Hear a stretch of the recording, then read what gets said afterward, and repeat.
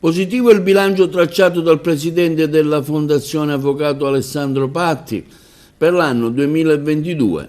Dopo la nomina del Consiglio di amministrazione avvenuta il 22 novembre del 2021 con l'attribuzione della carica di presidente ad Alessandro Patti e di vicepresidente ad Andrea Cirino, il Consiglio di amministrazione, composto anche da Gaetano Arò, Giuseppe Miccichè, Salvatore Nocera Bracco, chiamato a un'ardua ed entusiasmante missione, ha lavorato per ergersi a punto di riferimento di formazione, di produzione e di sviluppo dell'arte in tutte le sue forme, per portare altresì a compimento il processo di autonomia e indipendenza della Fondazione Teatro Pirandello.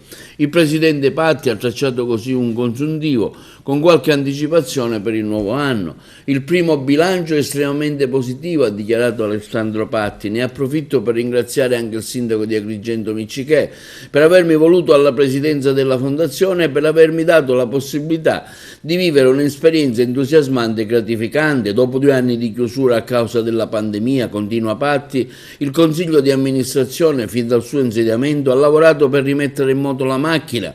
Abbiamo per questo motivo cambiato immediatamente la strategia di comunicazione. Prima dell'emergenza sanitaria, sottolinea Patti, il teatro era percepito dalla città come una sorta di nicchia per un certo numero di utenti, una macchina ben collaudata ed oleata che viaggiava da sola, consapevole di poter contare su un numero di abbonati che metteva il precedente Consiglio di amministrazione nelle condizioni di programmare ed affrontare con serenità una stagione teatrale. La nuova governance, afferma Patti, ha dovuto invece fare i conti con una situazione drammatica per via dei contagi del periodo dicembre 2021-gennaio 2022. Abbiamo così dovuto cambiare strategia di comunicazione, mettendo in risalto ogni singolo evento, dovendo far fronte a un calo sensibile degli abbonati. I risultati sono evidenti a tutti. La stagione è stata ricca di sorprese, di successi, di critica e di pubblico e diversi sold out. Abbiamo cercato di adeguare il Teatro Pirandello ai tempi, non solo sotto il profilo della comunicazione, ma anche attivando immediatamente una biglietteria online per offrire alla nostra utenza un servizio diretto ed efficace.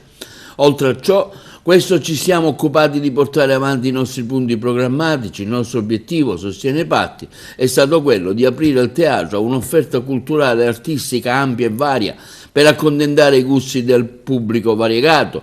Lo abbiamo fatto subito con eventi pilota che ci hanno dato indicazioni sui gusti del nostro pubblico. Abbiamo anche registrato un cambio dell'utenza del teatro, si è abbassata l'età media, sono cambiati i gusti e questo è attestato non solo dei numeri ma anche del sondaggio che abbiamo somministrato ai nostri utenti al termine degli spettacoli della nostra stagione. Per il futuro, assicura Alessandro Patti, vogliamo continuare a fare tesoro delle indicazioni che ci vengono date dal nostro pubblico, che sta gradendo molto il fatto che il Teatro Pirandello sia un teatro poliedrico.